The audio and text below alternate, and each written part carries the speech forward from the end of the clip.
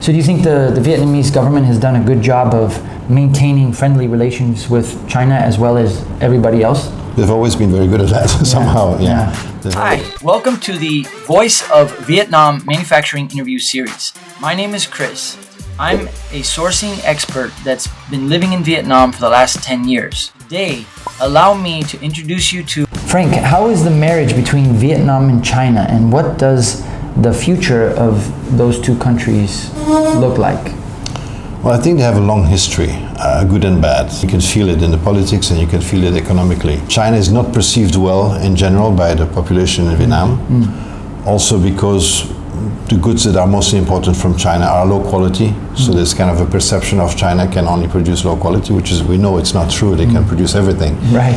But that's one side of the story. The other side of the story is they have been economic partners, very big economic partners for a long time, and it's growing. So both China is depending more on Vietnam, and Vietnam is depending more on China, having a mutual border and similar system. So I think there is no worries about the future of the relation, although there are always some border issues and disputes about the South China Sea, which is South Vietnam Sea. Overall, economically, they are too dependent on each other, and the relationship is good, and I think it will stay well. It will stay good. Right. I heard a story about how Vietnam and China cooperating to make the business happen. There's a Russian company that's manufacturing sportswear in Vietnam, and they cannot get their goods into Russia by sea. So they're sending the containers by train from the Vietnam border all the way up through China and into Russia. So China and Vietnam working together to help everybody. Yeah, you can see it a little bit when you go to the trade shows now. Now trade shows have started opening up again, and you see most of the people on the trade shows are Chinese or Russian. You don't see and visitors, and actually also people. I mean, there was a food trade show last week, and most of the stalls were either Russian or Chinese. So on the subject of China, have you heard of this concept of grow out or get out? Do you have questions about producing in Vietnam? Join one of my live webinars every Wednesday, 1 in the morning and 1 in the afternoon, that include a 20-minute question and answer session. Links are in the description below. Well, yeah, it's something that started already about 7 years ago when China lost interest, of exporting, so they stopped promoting exports.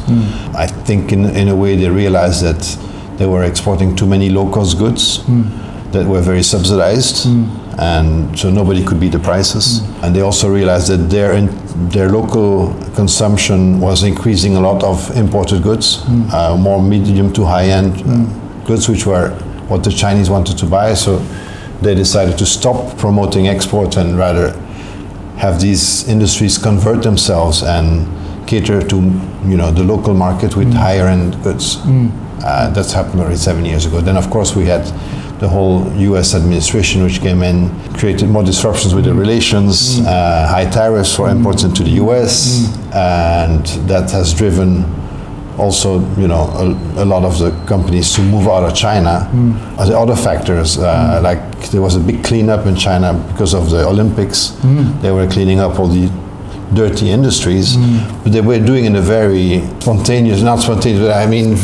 very forced and quick manner. So they were going to a factory and shutting it down right away within a day, not giving any notice, which is of course not something that on the buyer side you can cope with. So all these troubles and uncertainty growing today still with the trade wars with Australia and so on, and the huge lockdowns in China, making the Chinese product for the customers unreliable, pricey more than before, and with the deliveries that are uncertain as well. So there are many reasons why actually there's a bit of an exodus of what's happening. So initially it was more a policy of the foreign buyers to grow out of China, say, okay, we want to maintain the business we have with the supply base we have, but we want to grow outside. We want to find other options. But today, especially for the US buyers, it's changed a lot, where they've said, no, we need to get out of China. Talking about taxes, this morning I met with Knight Logistics, and he told me that basically it's 7.5% additional tax for goods manufactured in Vietnam shipped into the US. So right off the bat, I don't know if it's across the board, but that was the number, was 7.5% additional tax if you make the same product in China versus Vietnam. Of course, it varies per HS code. Yeah, there are some where the import duty is, over 40%. But US has always had high tariffs overall, even from Vietnam. So yeah, it's true. The difference is not that big. If you see that there's probably about 20% tariffs different between what you pay for goods out of Vietnam and out of China. But all by all, the landed costs in the end is not always what the buyers look at. So do you think the Vietnamese government has done a good job of maintaining friendly relations with China as well as everybody else? They've always been very good at that somehow. Yeah.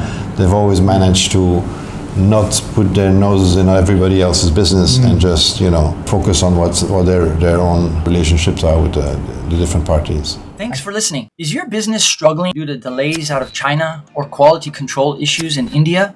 When is a good time to get on-the-ground advice or factory introduction from an expert in Vietnam? Schedule a one-on-one chat with me, or let's meet for coffee in Ho Chi Minh City.